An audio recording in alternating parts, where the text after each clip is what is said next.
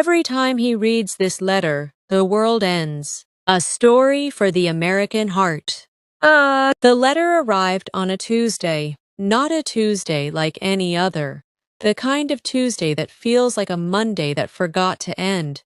The kind where the coffee tastes burnt and the traffic lights seem to conspire against you. No, this Tuesday was different. This Tuesday, the sky over Portland, Maine, was the color of a bruise, and the wind carried the smell of something burning from somewhere far away. Elijah Crane found the envelope tucked beneath his windshield wiper when he left O'Malley's pub at 2:47 a.m. He'd been tending bar since 6, pouring whiskey for the lonely and the lost, listening to stories that nobody would remember in the morning. His fingers were still sticky from spilled beer, and his eyes felt like they'd been rubbed with sandpaper. The envelope was cream-colored, heavy stock, the kind you buy at specialty paper stores on Congress Street. His name was written in perfect cursive across the front, Elijah Thomas Crane, in ink that looked almost black, but caught the streetlight with a strange reddish hue. No stamp, no return address. Just his name, and a small symbol in the corner that looked like a circle with a line through it, or maybe an eye. He should have thrown it away. Every instinct honed by 34 years of hard living in the Pine Tree State told him to crumple it up, toss it in the gutter, and drive his rusted Ford F-150 back to his apartment above the old Maritime Museum. But something made him pause. Maybe it was the way the wind died down the moment he touched it. Maybe it was the fact that nobody knew he was working tonight. He'd picked up the shift last minute when Danny called in sick. Or maybe it was the smell. The envelope carried the faint scent of jasmine and old books, a fragrance that transported him instantly to a summer he'd spent 15 years ago in Savannah, Georgia, with a woman whose name he still whispered in his dreams. Elijah slid into the driver's seat, the vinyl cracked and cold against his back. He turned on the dome light, his breath fogging the interior. His hands trembled as he opened the envelope. Inside was a single sheet of paper, the same heavy stock, the same perfect cursive. My dearest Elijah, if you are reading this, I am already gone. But I need you to understand something before you continue. Every time you read this letter, the world ends. Not metaphorically, not spiritually. The world actually ends, and everyone in it dies. Everyone except you. You won't remember the other times. That's part of the curse. But I remember. I've watched you read this letter 17 times, and I've watched the world end 17 times. I felt the heat of 17 apocalypses, and I've screamed your name 17 times as the sky tore open. This is the 18th, the last chance, the final loop. If you want to save everyone, if you want to save her, you need to do exactly what I say. But first, you need to remember. Look at the scar on your left palm. The one you always told people was from a fishing accident when you were 12. It wasn't. You got it the first time the world ended, when you tried to hold on to me as reality unraveled. Touch it. Close your eyes. Remember. Elijah's heart hammered against his ribs. He looked down at his left hand, at the pale, crescent-shaped scar that had been part of him for as long as he could remember. He'd told the fishing story so many times he'd almost believed it himself. His father had taken him out on Casco Bay, he'd say, and the gaff hook had slipped. 22 stitches at Maine Medical Center. A story as familiar as his own name. But now, staring at the scar, he felt something shift. A pressure behind his eyes, like a door being forced open after decades of rust. And then, fire. Everywhere. The sky was a river of molten gold, and the buildings of Portland were dissolving like sugar in rain. He was holding someone's hand, small and warm, and she was screaming something he couldn't hear over the roar of collapsing reality.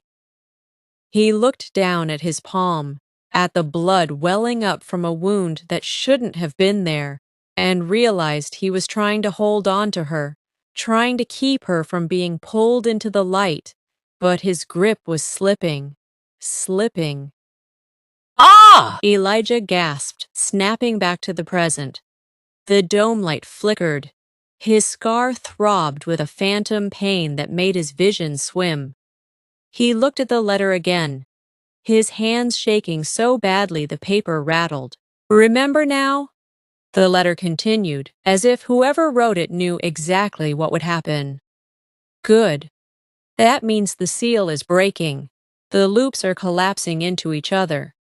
Time is running out. Here's what you need to know. In 3 days, at 11:47 p.m., a man named Arthur Vance will step onto the observation deck of the Space Needle in Seattle. He will open a briefcase. Inside that briefcase is a device, something that shouldn't exist, something that fell through a crack between worlds. When he opens it, the loop resets. The world ends. Everyone dies. Everyone except you. You've tried to stop him 17 times. You've flown to Seattle. You've driven through the night. You've called the FBI, the CIA, the local police. You've tried to kill him, to reason with him, to love him. Nothing works. The loop always finds a way. But this time is different. This time, you have me. I'm waiting for you at the lighthouse. You know the one where we first met, in another life, in a timeline that doesn't exist anymore. Come alone. Come now. And Elijah, don't read this letter again. Not a single word. If you do, the loop resets, and we start over at 17. I don't think I can survive an 18th apocalypse. I don't think my heart can take watching you forget me one more time. Hurry, the bruised sky is already spreading. Elijah sat in his truck, the engine cold, his breath coming in short gasps. The lighthouse. He knew exactly which one she meant, though he couldn't say how. The Portland headlight, standing sentinel at Fort Williams Park since 1791, its white tower gleaming against the Atlantic. He'd gone there as a kid with his mother before the cancer took her. He'd proposed to his ex-wife there on a bitter January morning when the wind cut through every layer of clothing. And in the fragmented memory that still echoed behind his eyes, he saw himself there with a woman whose face he couldn't quite grasp, standing in the spray as the world burned around them. He should have been terrified. Any rational person would have called the police or a psychiatrist or both. But Elijah had stopped being rational the moment he touched that scar and felt the heat of an apocalypse that hadn't happened yet. Something deeper than logic was driving him now. Something that felt like destiny or desperation, or love so profound it had survived the death of 17 worlds. He started the truck. The engine coughed, then caught, and he pulled out onto Commercial Street, heading east toward the Cape. Ah! The Portland headlight rose against a sky that seemed darker than it should have been, even at 3 in the morning. The automated beacon swept its arc across the black water, silent and steady, a rhythm older than any human sorrow. Elijah parked in the empty lot and walked toward the tower, his boots crunching on gravel that sounded too loud in the pre-dawn stillness. She was standing at the cliff's edge, her back to him, a silhouette against the bruised sky. She wore a coat the color of autumn leaves, burnt orange and deep red, and her hair, dark and wild, whipped around her face in the wind coming off the ocean. She didn't turn when he approached, but he saw her shoulders tense. "You read it," she said. Not a question, a statement of fact, heavy with resignation. "I read it," Elijah confirmed. His voice sounded strange to his own ears, rough and uncertain. "Who are you?" She turned then, and Elijah felt the world tilt. He knew her. He didn't know how, didn't know from where, but every cell in his body screamed recognition. Her eyes were green, the color of the Atlantic in summer, and they held depths that made him want to weep. Her face was fine-boned, pale, with a scattering of freckles across her nose that spoke of Irish ancestors and summers in the sun. She was beautiful, but it wasn't her beauty that stopped his breath. It was the way she looked at him, as if she were memorizing every line of his face, as if she were saying goodbye and hello at the same time. "My name is Maeve," she said, and the name hit him like a physical blow. Maeve. He'd dreamed that name. He'd woken up with it on his lips, thinking it was the remnant of a story he'd heard as a child, never realizing it was the echo of a love that had outlived reality itself. "Maeve," he repeated, and the word felt like coming home. The letter said, "It said I've forgotten you. 17 times. 17 times, she confirmed, and her voice broke on the number. She took a step toward him, then stopped, as if afraid to get too close. "And every time you read the letter, every time you come to me, every time we try to stop it, and every time we fail. And then the world ends, and you wake up in your apartment above the Maritime Museum, and you go to work at O'Malley's, and you don't remember any of it. You don't remember me." Elijah reached out, his hand trembling. He wanted to touch her face, to prove she was real, that this wasn't some alcohol-fueled hallucination or the first stages of a breakdown. "Why me? Why do I remember now?" "Because I changed the letter," Maeve said. She took his hand, and her skin was warm, so warm, and her fingers laced through his with a familiarity that made his chest ache. The first 16 times, it was just instructions, just facts. Go here, do this, stop him. But you never remembered. The loop would reset, and you'd be a stranger again.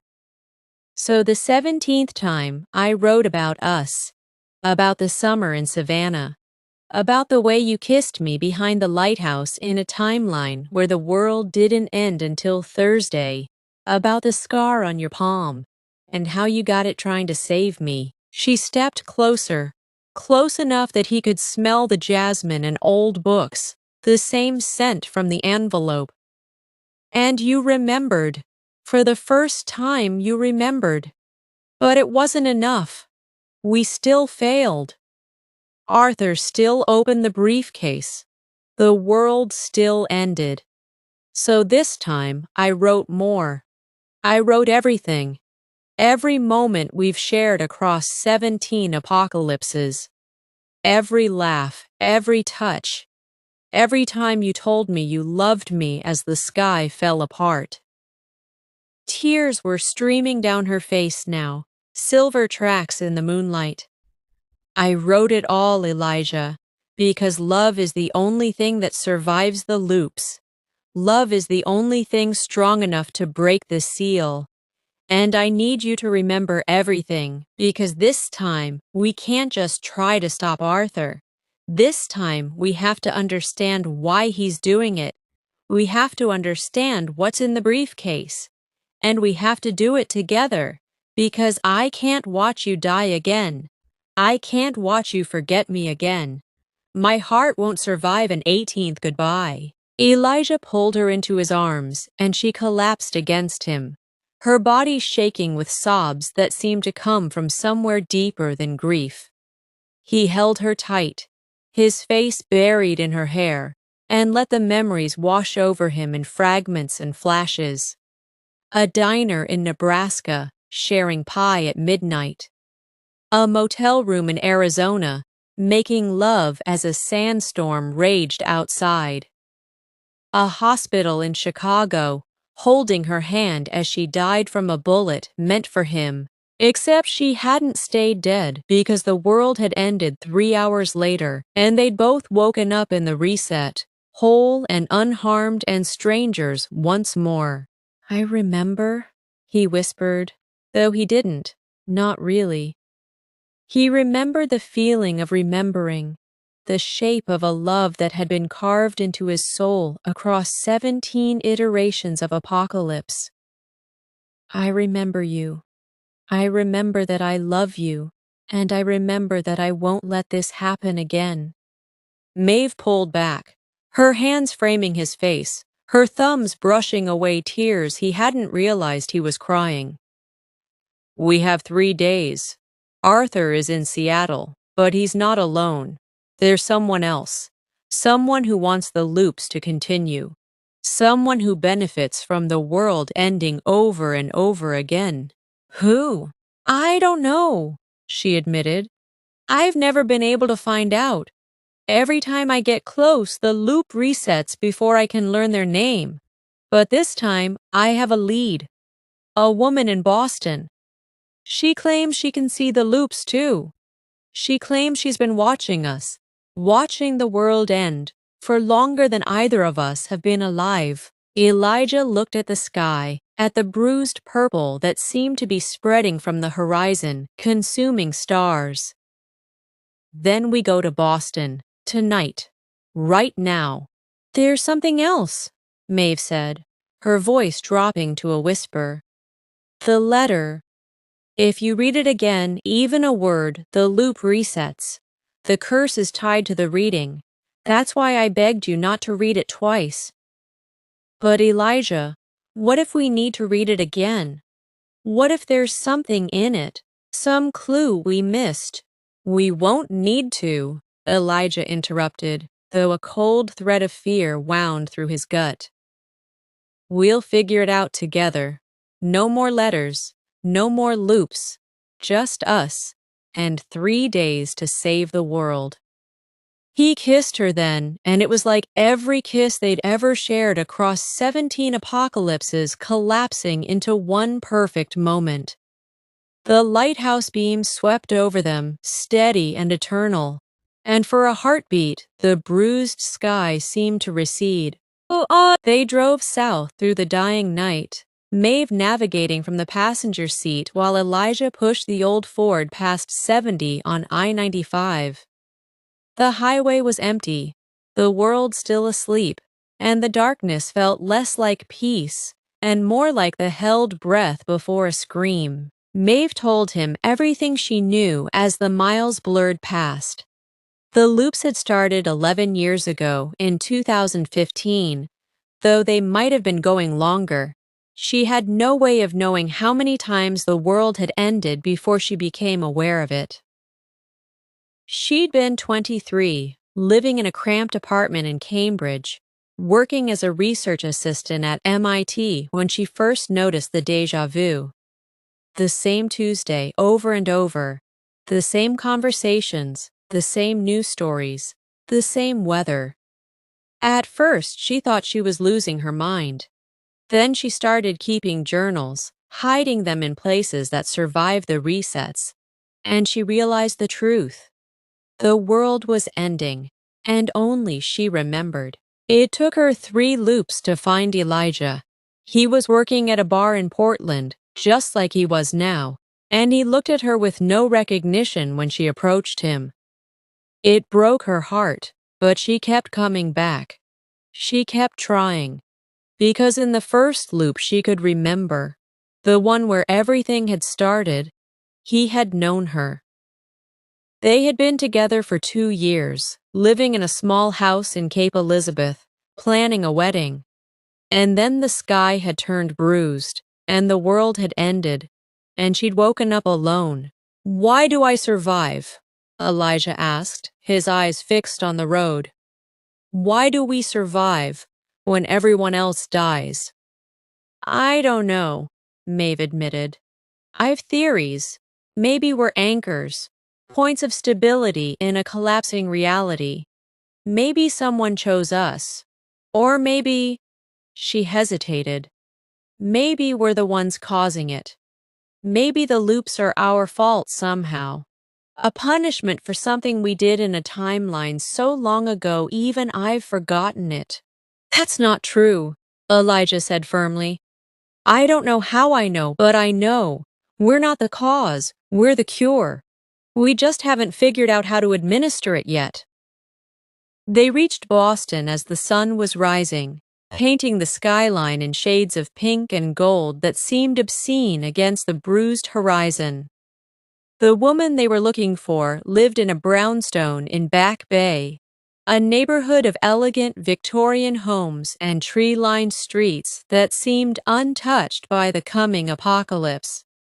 Her name was Dr. Iris Holloway, and according to Maeve's notes from the 16th loop, she was a theoretical physicist who had published a paper in 2012 about temporal recursion events, a paper that had been laughed out of every peer-reviewed journal in the country. Iris opened the door on the second knock, as if she'd been expecting them.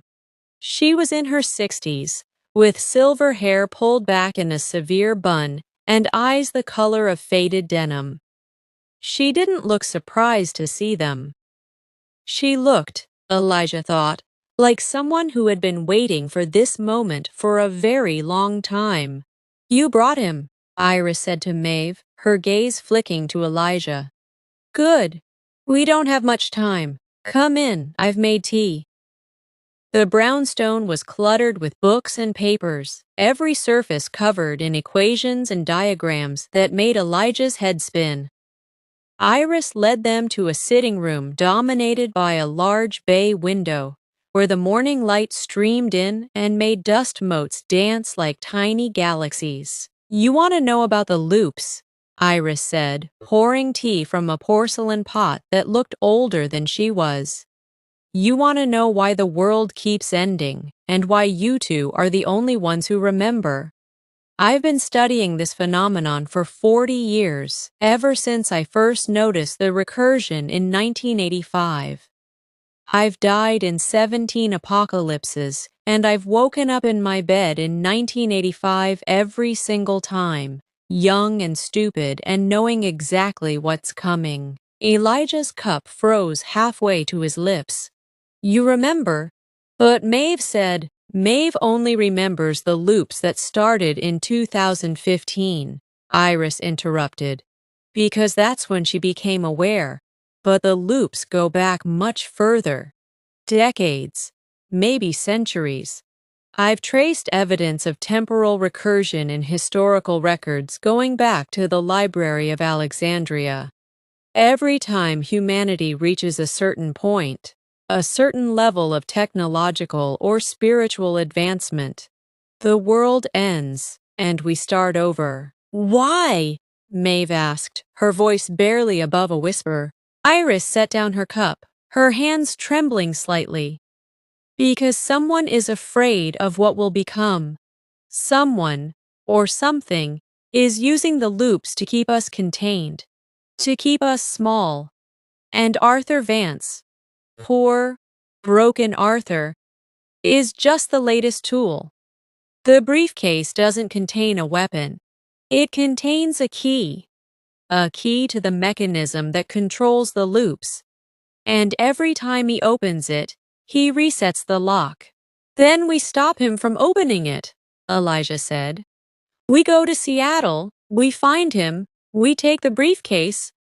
"It's not that simple," Iris said. "Arthur wants to open it. He's been trying to open it for longer than you know.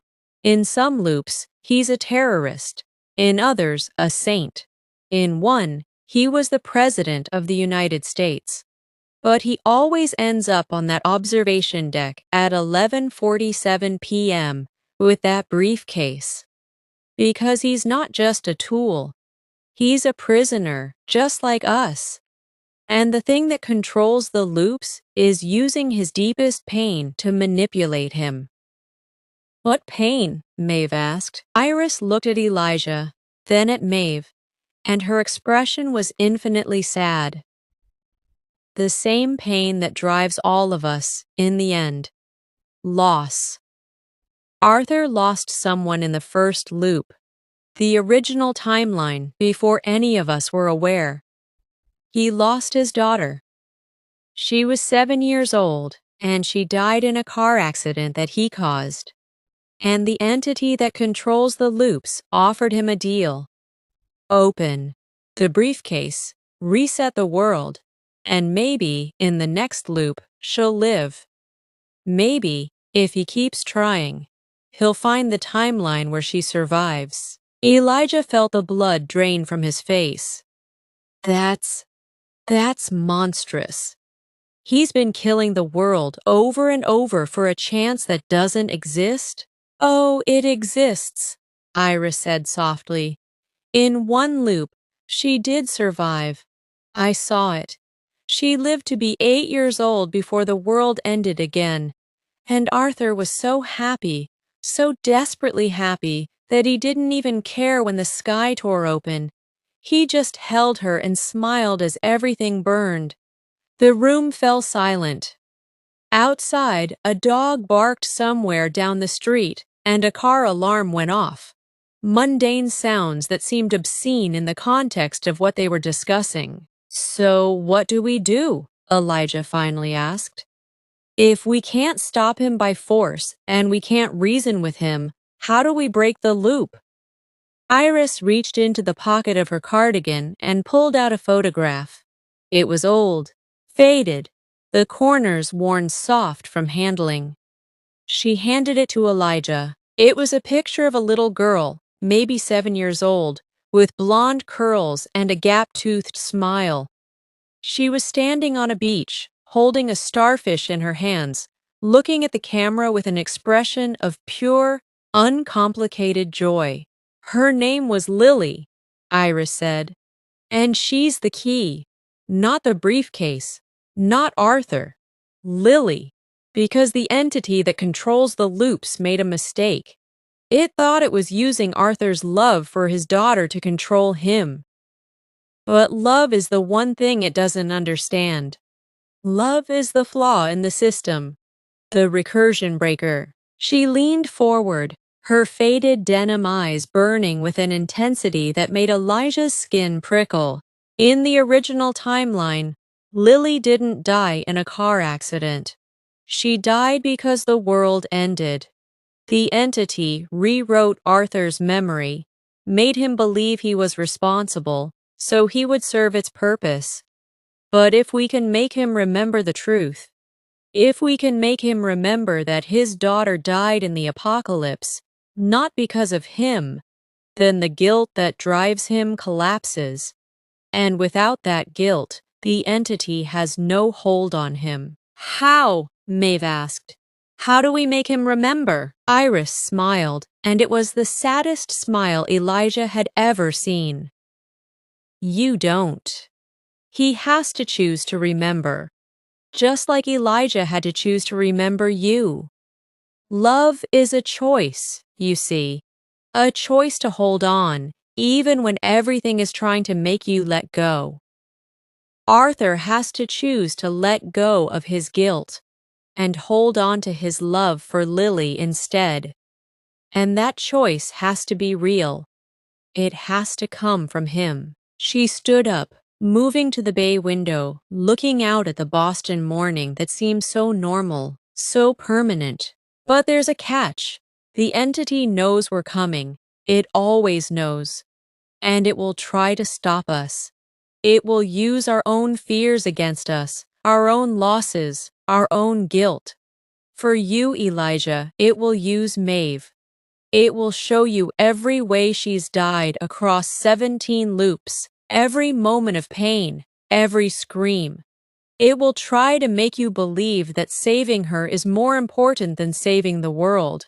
And if you choose her over the mission, the loop resets, and we start again. She turned back to face them, her silver hair catching the light. For you, Maeve, it will use Elijah's forgetting. It will show you every time he looked at you as a stranger, every time you had to fall in love with him all over again, every moment of loneliness and despair. It will try to make you believe that the loops are a mercy, that oblivion is better than this endless cycle of love and loss. And if you choose to give up, the loop resets. And for me, Iris continued, her voice dropping to a whisper, it will use my age. It will show me every loop I've spent alone, every apocalypse I've survived without anyone to hold my hand, every moment of watching the world end while I remain trapped in this endless youth. It will try to make me believe that death is better than another reset. And if I choose death, the loop resets. She walked back to them, placing a hand on each of their shoulders. Her touch was warm, maternal, and Elijah felt a sudden, overwhelming gratitude for this woman who had spent 40 years fighting a war nobody else knew was happening. But here's what the entity doesn't understand, Iris said. Here's the secret that took me 17 loops to learn. We're stronger together. Our love, yours for each other, mine for the world I've watched die 17 times. Our love is a network, a web, and webs are hard to break.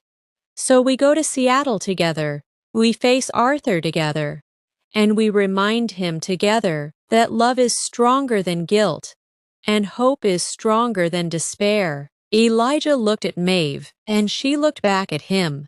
And in her green eyes, he saw the reflection of 17 apocalypses and one unbreakable truth. He would choose her, every time, in every loop, in every world.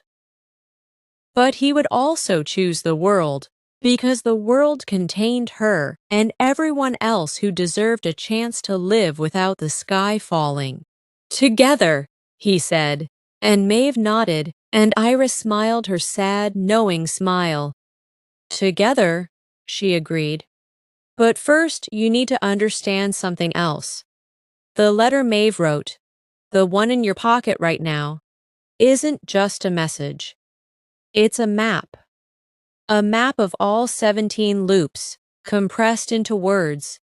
And if you read it again, even by accident, the loop resets. So I'm going to ask you to give it to me. Elijah's hand went to his jacket pocket, where the cream-colored envelope sat like a bomb waiting to detonate. Why? Because I need to destroy it, Iris said simply. Not because I don't trust you, but because the entity can use it against you. It can make you read it, force your eyes to the page, trigger the reset. Without the letter, you have no escape hatch. You have to face the end one way or another, and that's the only way we'll ever be free. Elijah hesitated. The letter was his only proof that this was real, his only tangible connection to the memories that still felt like dreams. But he looked at Maeve, at the trust in her eyes, and he pulled out the envelope. As he handed it to Iris, he felt something shift, a weight lifting, or maybe a weight settling. The letter had been a lifeline, but lifelines can also be chains. Iris walked to the fireplace, an ornate marble mantle that looked like it had been imported from Italy, and struck a match. The flame caught the edge of the envelope, and for a moment, Elijah saw the cursive writing flare red, then black, then ash. The scent of jasmine and old books filled the room, sweet and sad and final. Now, Iris said, brushing ash from her fingers, we have a train to catch. The Amtrak Downeaster leaves North Station at noon. From there, we transfer in New York, then Chicago, then the Empire Builder to Seattle. 3 days of travel, 3 days of being together, being human. being alive. And then, on the third night, we face whatever comes. She looked at them both, her faded denim eyes holding galaxies of hope and sorrow. Are you ready? Elijah took Maeve's hand, her fingers laced through his, warm and real and present, and he felt the phantom scar on his palm throb once, then quiet. Ready, he said. And they walked out into the morning, 3 warriors against the apocalypse, carrying nothing but love and the stubborn, beautiful refusal to let the world end without a fight. The train journey was a strange interlude, a pocket of time that felt stolen from the coming darkness. They sat in the observation car as America rolled past, cities giving way to farmland giving way to mountains, the vast and varied landscape of a country that didn't know it was dying. They ate bad sandwiches from the cafe car and played cards with a deck Iris produced from her purse, and they talked about everything except what waited for them in Seattle. Maeve told Elijah about her childhood in Vermont, about her father's maple syrup farm and her mother's collection of antique clocks. Elijah told her about his years in the Coast Guard, about the time he'd rescued a family from a sinking sailboat off the coast of Bar Harbor, about the metal he'd thrown into the ocean because he couldn't stand to look at it. Iris told them stories from loops they'd never remember. About a timeline where Maeve had been a concert pianist, about another where Elijah had opened a bookstore in Portland, about a world where they'd all lived in a commune in Oregon and grown tomatoes until the sky fell. They laughed more than they should have, given the circumstances. They laughed because laughter was an act of defiance, a way of telling the universe that it could end the world, but it couldn't end their joy. And at night, as the train rocked them through the dark, Elijah and Maeve held each other in their sleeper compartment, whispering promises that spanned timelines. "I'll find you," Elijah said, his lips against her hair. "In every loop, in every world, I'll find you." "You already have," Maeve whispered back. 17 times, and you'll do it again if we fail, but we won't fail. Not this time. On the third day, as the train crossed the Cascade Mountains and began its descent into Seattle, the sky turned bruised. It wasn't the normal gray of Pacific Northwest weather. It was the purple-black of the coming apocalypse, spreading like ink in water, consuming the blue. Passengers looked up, puzzled, some taking photos with their phones, unaware that they were documenting their own impending deaths. "We're close," Iris said, her face pale. "The entity knows we're here. It's accelerating the timeline." They arrived at King Street Station at 9:30 p.m. The Space Needle rose in the distance, its iconic profile lit against the bruised sky. A tower that had once symbolized human ambition and now marked the site of humanity's recurring doom. Arthur would be there in 2 hours and 17 minutes. They took a taxi because there was no time for anything else. The driver, a young man with a Seahawks cap and a friendly smile, chatted about the weather as they drove through streets that seemed increasingly empty, increasingly still. Elijah wanted to warn him, wanted to tell him to go home, to hold his loved ones, to pray. But what would be the point? If they failed, this man would die and wake up tomorrow, young and stupid and knowing exactly what was coming, just like Iris had said.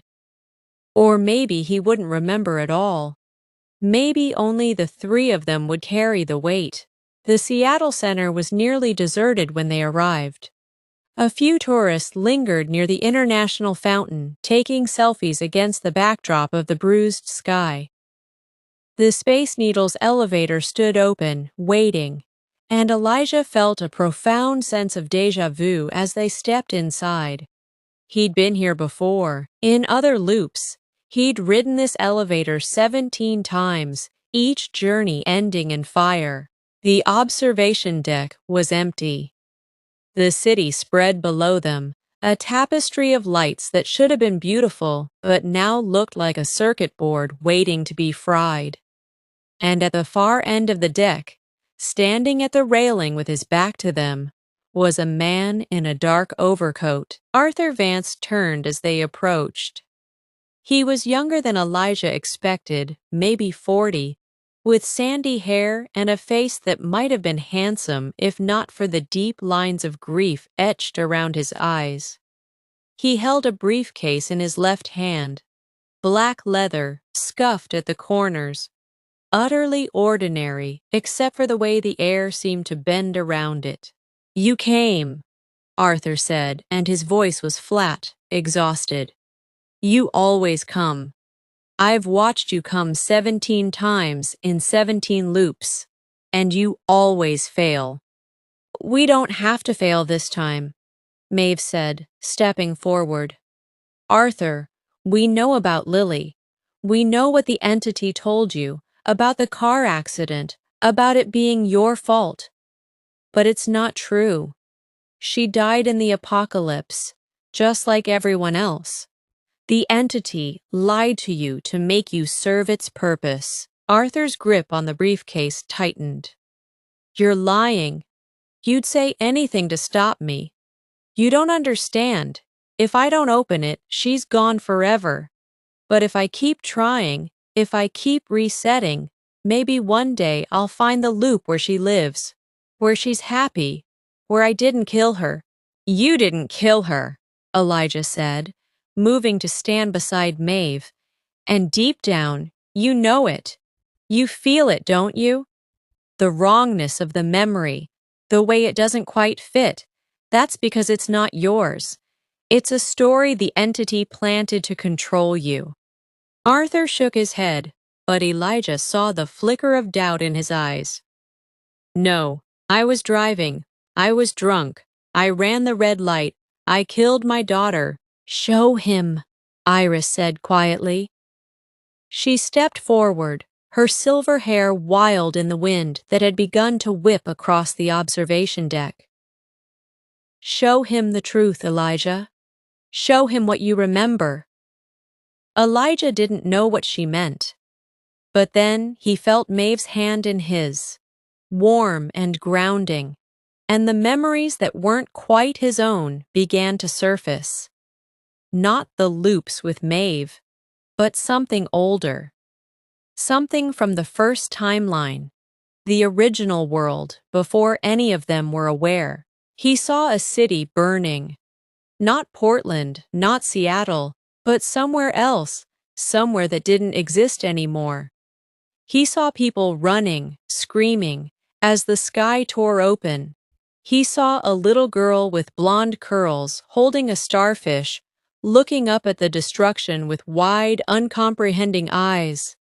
And he saw Arthur, not as a broken man with a briefcase, but as a father, running toward his daughter, screaming her name, reaching for her as the light consumed everything. "That's the truth," Elijah said, his voice shaking with the force of the vision. "You were trying to save her, Arthur.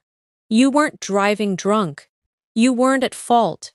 You were a good father in a world that was ending, and you tried to save your little girl.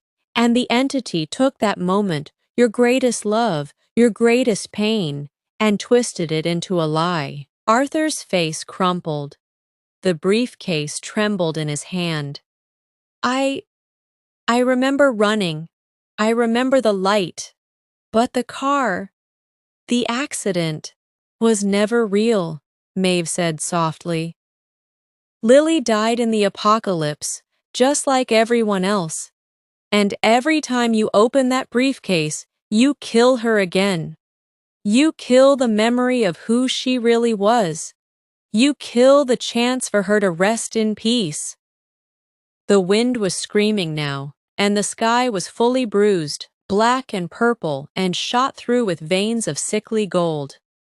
The entity was fighting back, Elijah realized. It was trying to drown them in fear, in doubt, in the weight of 17 loops of failure. "Choose, Arthur," Iris said, her voice cutting through the wind like a knife. "Choose love over guilt. Choose the truth over the lie. Choose to let her go, not because you failed her, but because you loved her. Because love is the only thing that survives the loops. Love is the only thing that breaks the seal." Arthur looked at the briefcase. He looked at the three of them, exhausted, determined, holding on to each other against the coming dark. And then he looked up, at the sky that was tearing open, at the apocalypse that was supposed to be inevitable. "I remember," he whispered. "I remember running toward her. I remember the light. I remember that I loved her." He opened the briefcase, but instead of triggering the reset, instead of ending the world, he reached inside and pulled out nothing. The briefcase was empty. It had always been empty. The device, the key, the mechanism of control. It was all a lie, a phantom, a story the entity told to keep its puppet dancing. "I choose love," Arthur said, and he let the briefcase fall from his hand.